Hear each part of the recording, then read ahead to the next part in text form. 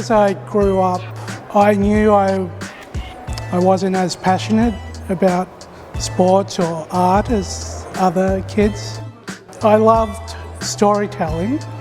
I discovered comics, started doing a lot more work thinking about Indigenous representation in comics, and yeah, I grew a business out of it. So you just don't see proper representation, full stop, in comics.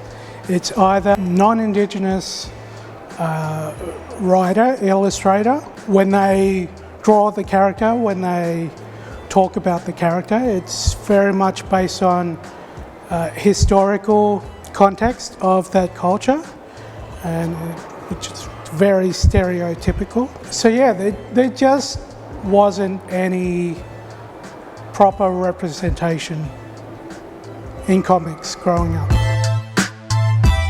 In 2019, I delivered the first Indigenous Comic-Con in Australia.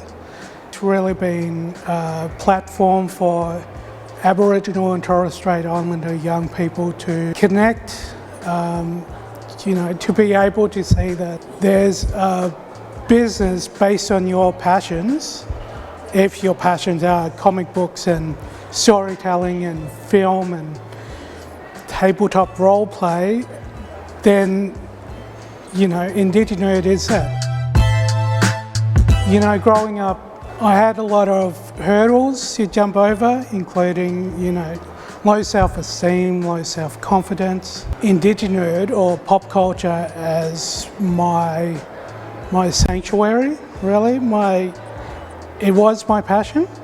It's just knowing what you're passionate about, but it's also knowing that your passions are valid.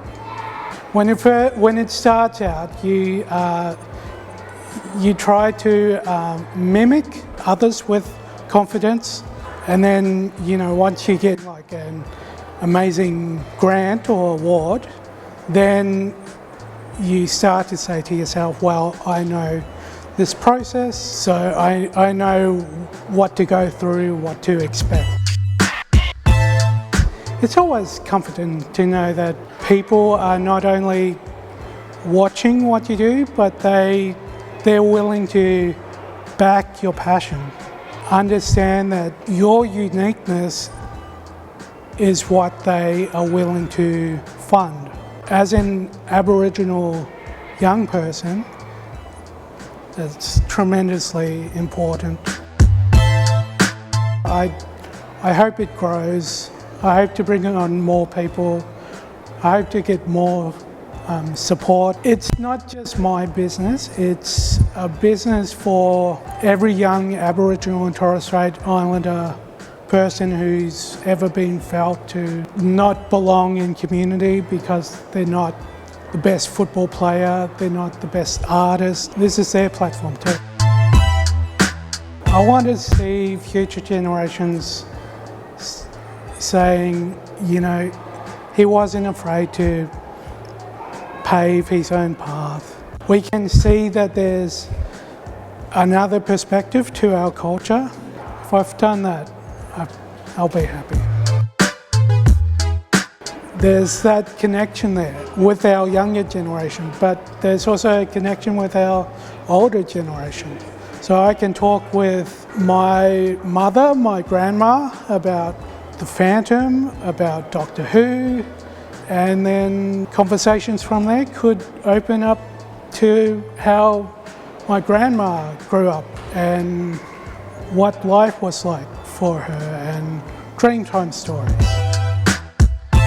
I don't walk around knowing if people respect what I'm doing, but I walk around knowing that I'm doing what I'm passionate about.